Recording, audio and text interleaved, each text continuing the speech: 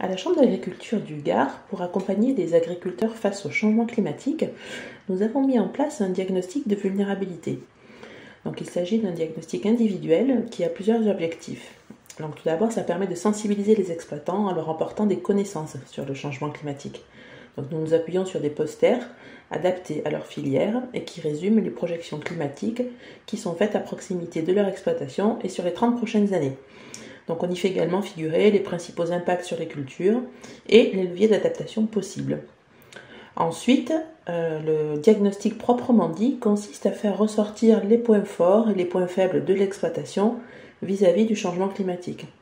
Donc à travers une série de questions qui portent sur des thématiques très variées, qui vont à la fois de l'échelle de l'exploitation, à la parcelle, à la plante, aux animaux, nous faisons ressortir de façon très visuelle les principales vulnérabilités grâce à un système de score mis en couleur et représenté par des graphes.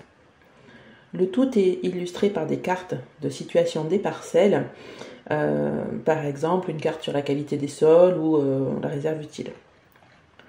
Enfin, après avoir synthétisé les atouts et les faiblesses, nous essayons de construire un plan d'action pour réduire les principales vulnérabilités.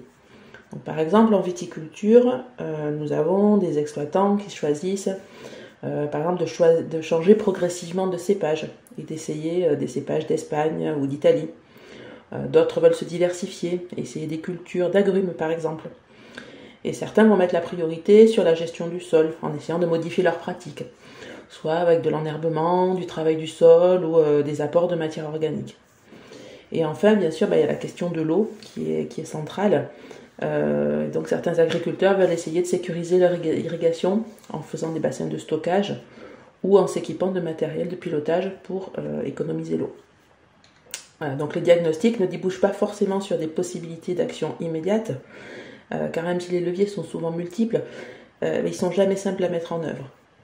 Donc nous avons constaté qu'il y a de forts besoins d'accompagnement, que ce soit par de la formation, l'animation de groupes d'échange, ou du conseil stratégique, technique, réglementaire ou financier. Car même si l'adaptation est urgente, on voit qu'elle implique toujours des changements profonds sur les exploitations et qui vont se faire sur le long terme.